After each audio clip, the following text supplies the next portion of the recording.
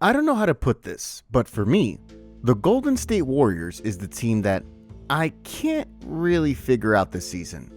I mean, once upon a time, Steph would just splash down ice-cold daggers left and right, giving them freebies as if he's Oprah.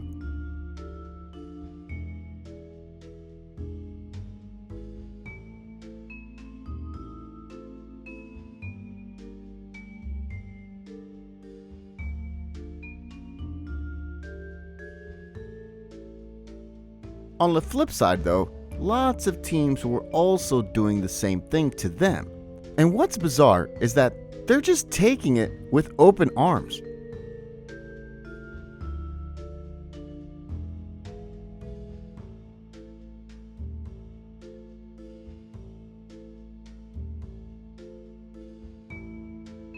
Then there's the humiliating defeat at the hands of Boston last month. But 3 days after that, they bounced back with a 35-point beatdown against the Milwaukee Bucks, a team that was red hot, winning 6 games in a row prior to that matchup.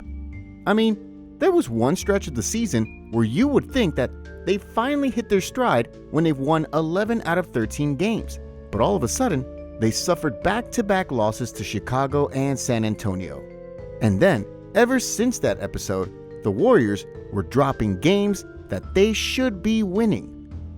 Now, just when you think that they're done for the season, Steph and his crew strung up 3 consecutive wins during their recent East Coast road trip against Miami, Orlando, and Charlotte to get back in the playoff saddle.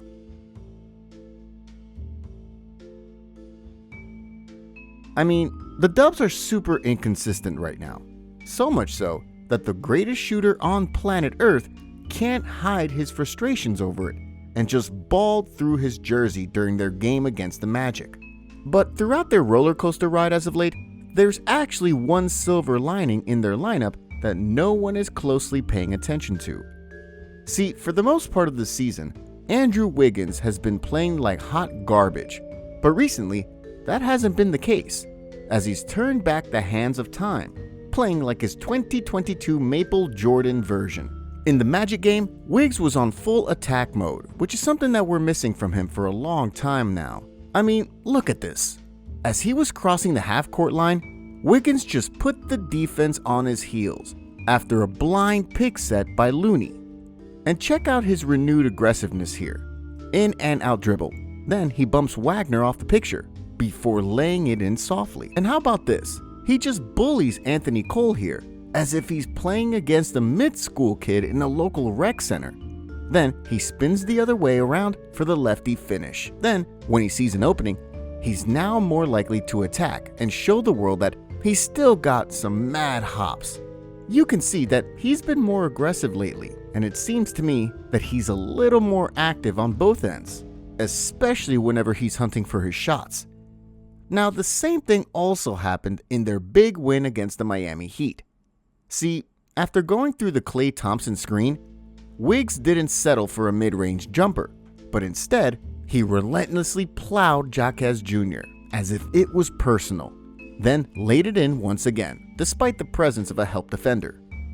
And here, he was already one step ahead of the pack, running on the break, and the moment he catches the ball, he just powers it through with one dribble, before hitting the little hook shot.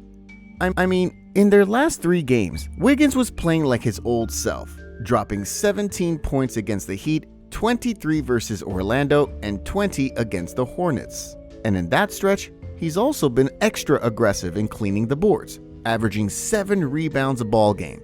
There's no doubt that if Wiggs keeps this up, the Warriors are going to be a problem against whoever that they'll be facing in the playoffs or play-in tournament.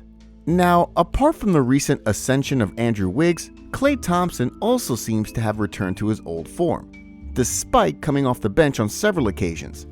See, in the 14 games that Klay came off the bench this season, he's been averaging almost 20 points a ball game. And take note of this, he's clocking 46.4% from the field and 42.8% from downtown, which are far better numbers than when he's playing as a starter. Also, one big factor why Klay has been getting these stats is because he's thriving when he's being paired with Trace Jackson Davis. I mean, these two are complementing one another like peanut butter and jelly, to say the least, especially during their game against the Knicks. On this reverse stagger screen, TJD's defender pops out to prevent Klay from launching a three, but as soon as that happens, Klay quickly swings it to TJD for the easy dunk going to the cup. Now, here's what happens if TJD's defender hesitates, even just for a second. On this double screen action, Klay grabs the handoff from CP3, while TJD breaks away going to the paint.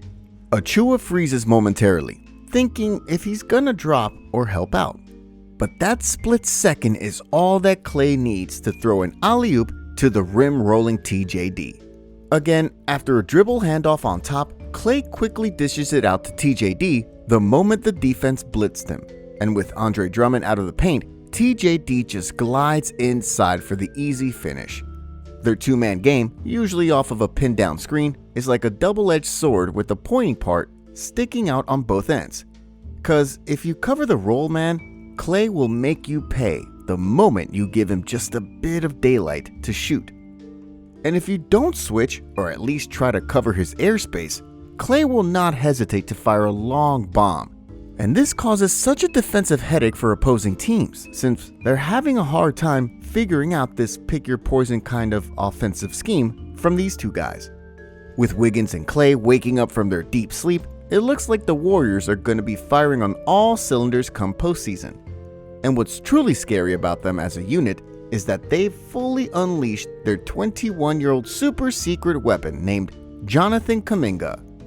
JK filled up the void that Klay and Wiggs had left out in the early parts of the season, and now the Warriors are reaping the rewards of his huge improvement, as he's been averaging 16.3 points, 4.8 assists on 52.9% shooting across 70 games this season. Like, if I'm one of the teams that will eventually fall into the play-in tournament lot, this is the kind of team that I exactly want to avoid facing. Cause despite what their current record says, the Warriors are still dangerous, and perhaps even more lethal than ever.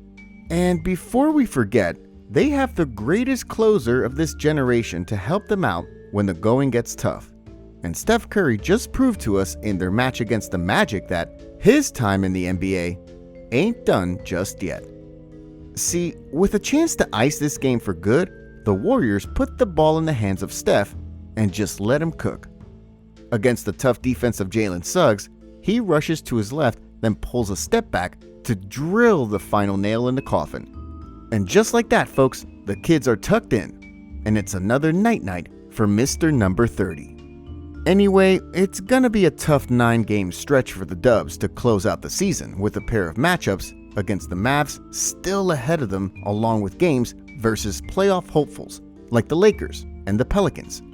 But the game that I'm gonna circle on my calendar is their matchup on April the 5th when they visit the Houston Rockets because of the play-in implications tangled up with it. Obviously, the Dubs need the help of other teams at this point to boost their chances of not getting booted out early. But regardless, as I mentioned earlier, matching up against the Warriors, whether it's going to be in the playoffs or play-in tournament, is not going to be a walk in the park, especially with the way they're picking up steam as of late.